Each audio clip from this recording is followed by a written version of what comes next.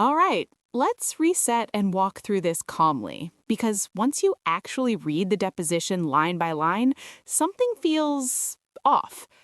In her testimony, Jenny Slate centers everything around one moment, the bar scene. Specifically, a comment Justin Baldoni made describing Blake Lively as hot or sexy. According to Jenny, it crossed a line. She says Blake pushed back. She says she stepped in. And then she describes Justin walking away in a huff. That detail matters, because walking away in a huff paints a very specific picture.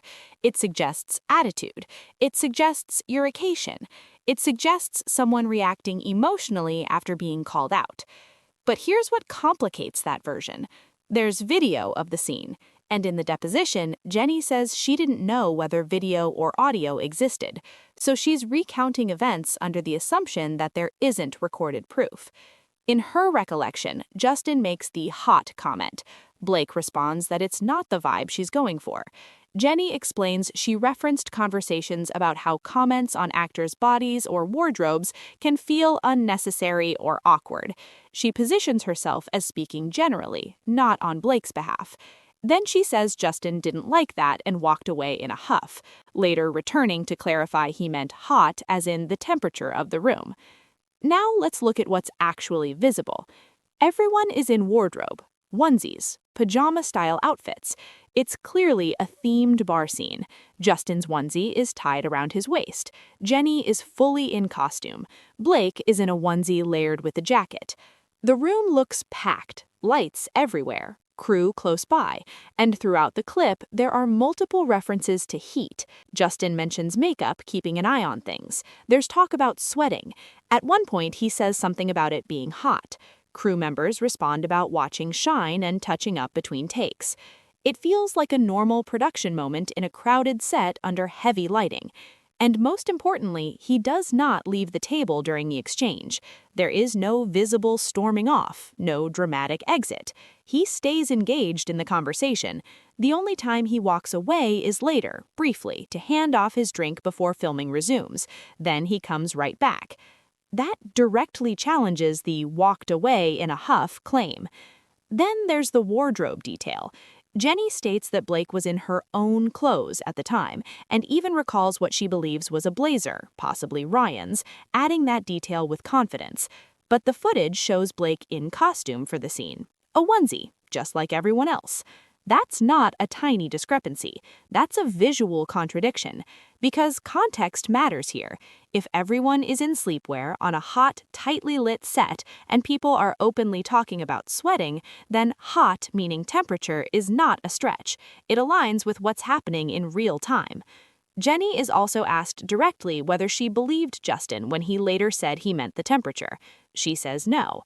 But the environment shown in the clip supports that explanation. Multiple heat-related comments, makeup on standby, crew acknowledging the warmth.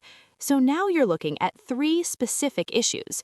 The alleged emotional exit isn't visible, the temperature references are consistent in the scene, the wardrobe memory doesn't match the footage. This isn't about picking sides, it's about consistency. Depositions are serious, they're sworn statements, and when recorded evidence doesn't line up with how an event is described, people are going to question it. Memory can absolutely blur under pressure, but adding strong emotional framing, like someone reacting angrily, changes how that entire moment is interpreted. It shifts the tone, it reshapes the narrative, and when actual footage exists, that framing becomes testable. Right now, what's testable shows a conversation on a warm set with cast and crew preparing to shoot, discussing heat and makeup touch-ups, and no visible dramatic exit. That gap between description and documentation is where this whole thing starts to unravel, and we're only at the beginning. Now let's zoom in on something even more telling, the certainty.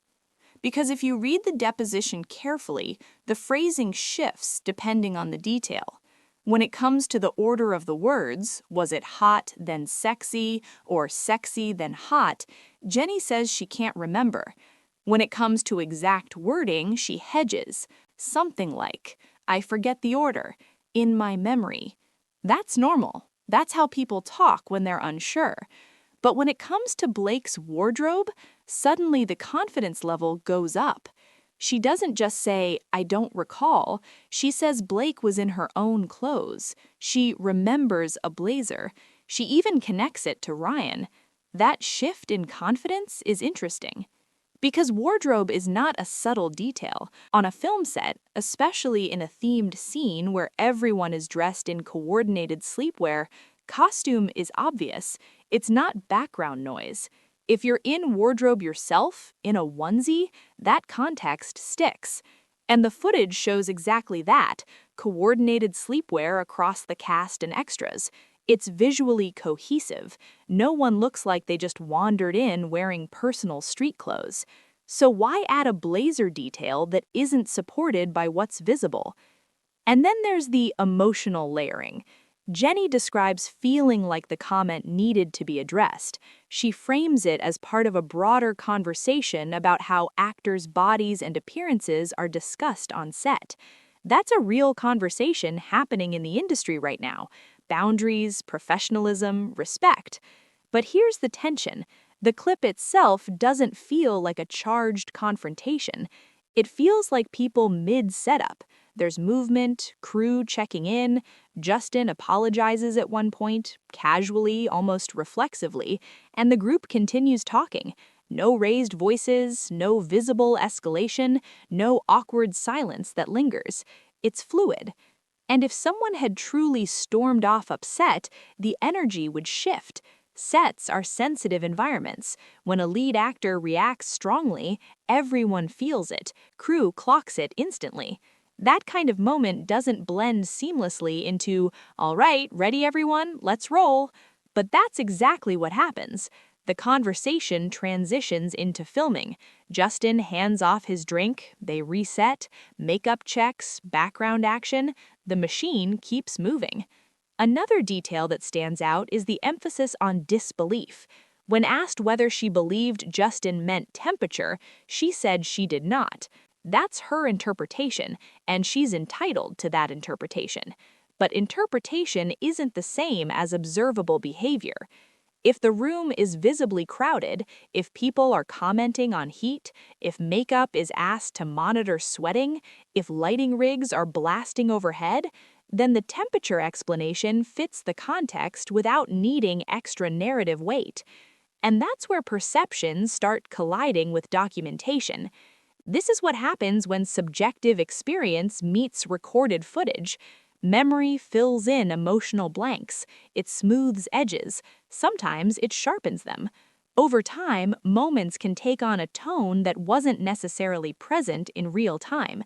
It doesn't automatically mean intentional deception, but it does mean the story becomes layered, and layers matter when credibility is on the table. The bigger issue here isn't just one word, it's the cumulative effect of small additions. Huff, blazer, not wardrobe, I didn't believe him.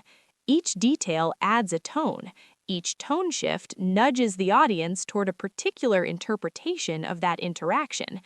But when you strip it back to what's visually confirmed, what you see is a warm set, actors in costume, routine production chatter, and no dramatic exit. And once those pieces don't align, people start looking at everything else more closely. Because when one memory doesn't match the footage, it naturally raises the question, what else might be colored by perspective? Not maliciously, not dramatically, just shaped.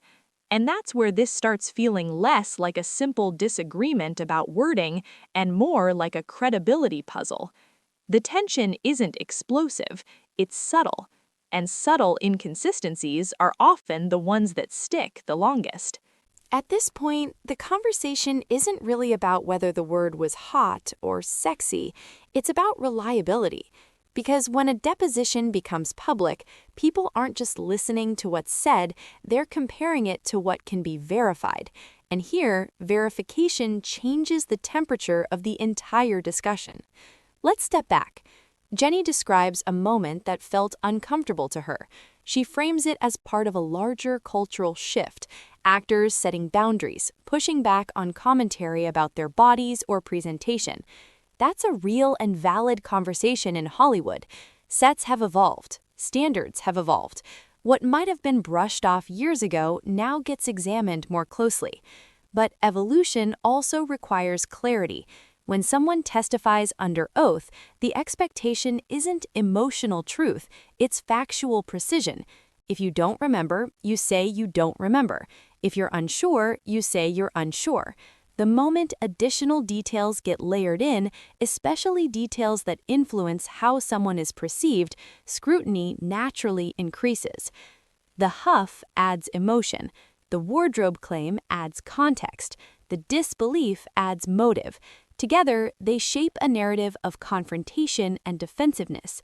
Yet the footage shows continuity. No visible anger, no disrupted flow, no costume inconsistency.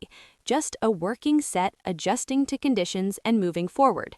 And this is where public perception becomes unpredictable, because once viewers see the clip, they start forming their own conclusions. It's no longer filtered through one person's recollection, it's direct observation. And direct observation tends to carry weight. What makes this situation complicated isn't that someone spoke up about boundaries, it's that the visual record doesn't fully support how the moment was characterized. And when small discrepancies stack up, they create doubt, not necessarily about intent, but about accuracy. Accuracy matters in high-profile disputes, especially when multiple careers, reputations, and potential legal consequences are involved. This isn't about dramatics, it's about consistency. If the room was hot and multiple on-set cues support that, if everyone was in wardrobe and the footage confirms that, if there was no visible storming off and the timeline shows continuous engagement, then the story shifts from a heated confrontation to a misaligned interpretation. And once that shift happens, everything else gets re-examined under the same lens. The public doesn't just evaluate isolated claims, they look at patterns, they look at tone, they look at whether descriptions evolve depending on who's telling the story and when.